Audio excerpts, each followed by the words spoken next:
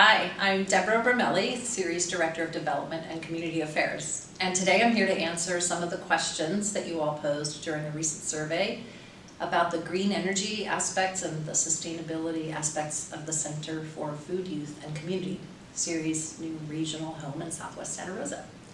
So let's get started with revealing question 1, which is, how are you planning to get the teens there? I don't think there are schools within walking distance. So one of the criteria for the location of this center was that we wanted it to be easily accessible to as many high schools as possible. And this location is actually within a 15-minute drive of 6 major and very diverse high schools. It also has a bus stop a block away. We'll have a lot of bike racks, and it is within walking distance of a couple of schools. L.C. Allen High School is not too far away. It's also within walking distance just a few blocks from Cook Middle School, and we engage kids starting in 8th grade. And we're also exploring other ways of helping teens to access the site. We recognize that not everyone has equitable access to come to Ceres after school. Not everyone has the luxury of a parent who can drive them to a school afterwards. And we really want Ceres to be accessible to as many people as possible, especially those who can most benefit. One of the things under consideration is to have a volunteer being able to drive one of our vans and bringing teens from after school. All right, so next one, question 2.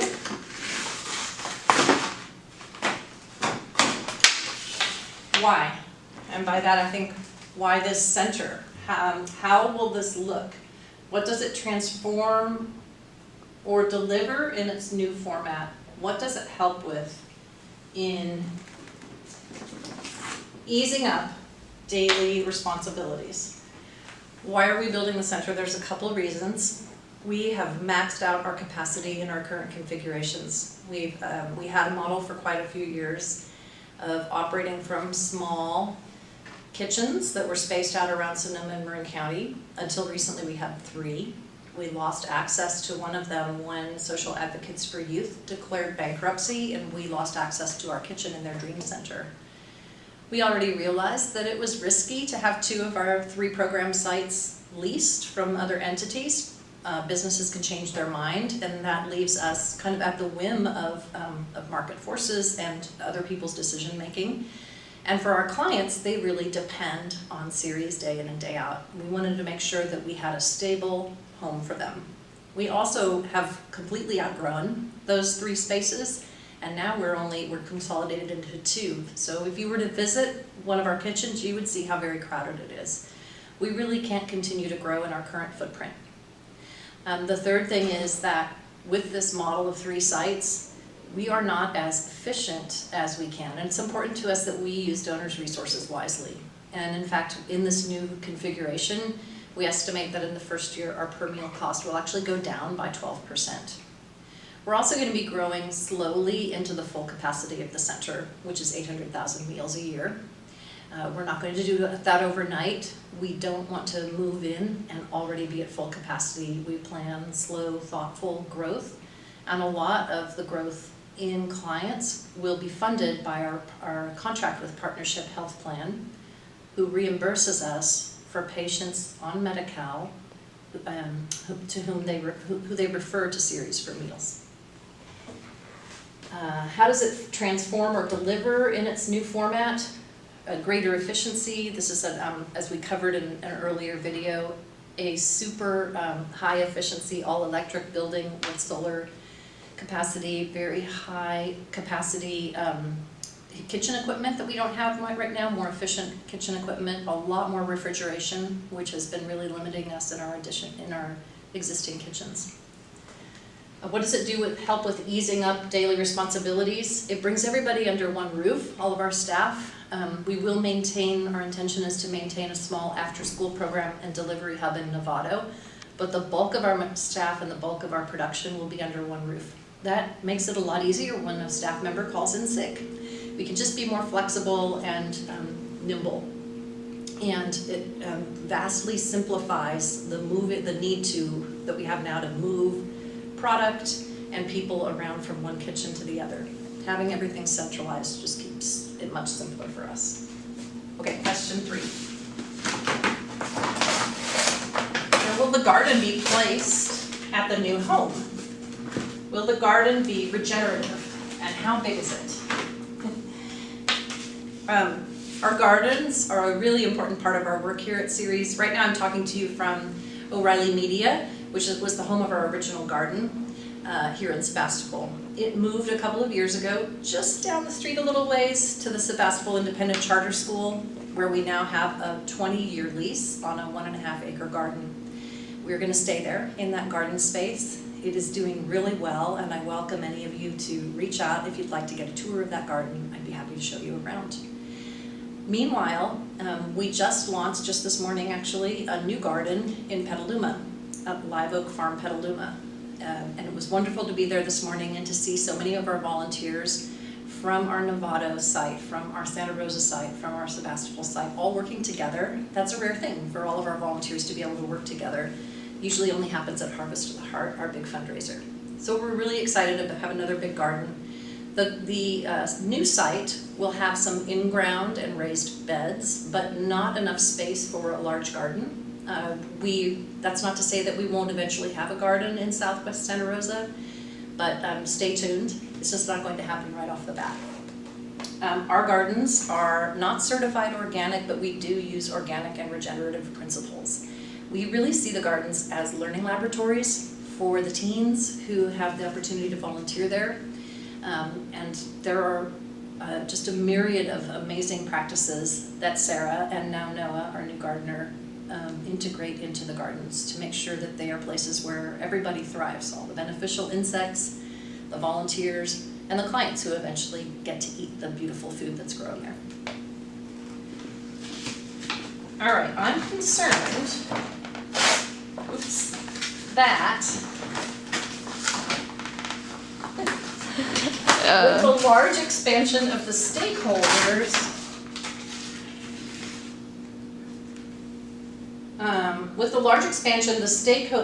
will become donors and banks instead of volunteers and clients. The nexus between Ceres and Sebastopol will diminish. Well, I think we've always had a number of stakeholders at Ceres, and donors have been part of it from the very beginning, including corporate donors, foundation, and individual donors. So I think that that is not going to change. Our funding model is relying a little bit more on contracts now than it used to, but the heart of what we're working on isn't going to change in this new site. It's beloved to us, community is in our name for a reason, and we don't want to lose that feel, that really special thing that we've created at Ceres over the years that brings people of all ages and from all walks of life together to care for each other, to create connections, and to create a healthier world. And that takes everybody. Our teens wouldn't have anybody to cook for if it weren't for our clients who were brave enough to pick up the phone and ask for support. We couldn't deliver over 200,000 meals a year without the support of our adult volunteers who deliver those meals, who help with prep in the kitchens. Our teens make our work so very unique and special and have contributed so much over the years. And then our donors help alongside our volunteers to make it all possible. And then of course there's our staff as well, which has grown a lot over the years. And our staff is also central to our mission. Yes, we are going to grow a lot, but we recognize that our culture is precious and that we want to tend it carefully. And we are happy to take people's suggestions and input. Ceres is something we've all co-created over the years. And so please keep your questions, your suggestions, your concerns coming because we are listening. The nexus between Ceres and Sebastopol will diminish. So Ceres was founded in Sebastopol 17 years ago, but it's been quite a while now since 2010 when we started operating in Marin County. But even in the early days before Marin, we've served clients all throughout Sonoma County and now since 2010 throughout Marin County as well. So we were founded in Sebastopol, but we've operated far beyond Sebastopol for a very long time. And it's true, if you live in Sebastopol and you've been able to walk to our kitchen or our garden to volunteer, that's going to be a little harder now for the kitchen, but it's 5 miles from the Sebastopol kitchen to the new spot. So it's not going to be the same, but we really worked hard to find a site that would be accessible for our existing volunteers to hopefully come along with us, and we really, really hope you will. All right, question 5. Does Ceres have a zero waste approach to your food production? Ever since we've had a garden, we have there's a cycle that happens between the kitchen and the garden where compost and kitchen scraps go from the kitchen to the garden. That helps to build healthy soil into which we plant seeds. We harvest produce that goes to the kitchen. The scraps from that produce, the peelings and everything, come back to the garden again. So as far as food production, yes, we are committed to zero waste, and that's always been a part of our model. And we also, of course, are committed to recycling. We use reusable bags for delivery of food, and you can see our commitment in the plans for the new building as well.